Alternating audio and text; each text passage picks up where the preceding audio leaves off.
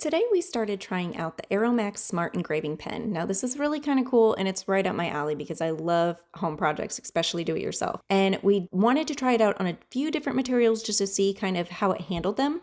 First, I tested it on a flat rock, and this was able to carve into the surface pretty easily with steady pressure. After that, I moved to just a scrap piece of wood that we had, and that's where it worked really well for making small lines and designs. The pen itself feels lightweight, and so it's easy to control, which helps when you're trying to do more detailed work. It's going to come, though, with the 42 different engraving bits in an aluminum case. I loved this. They're organized, you guys. So you have lots of options depending on the material or the type of engraving you want to do. For the final test, I did use it on a wine glass to etch a letter, and it handled the glass nicely as long as you go slowly and let the tool do the work. That's my pro tip. The display and adjustable settings made it easy to see what level you're working on, and the magnetic charging is super nice modern touch.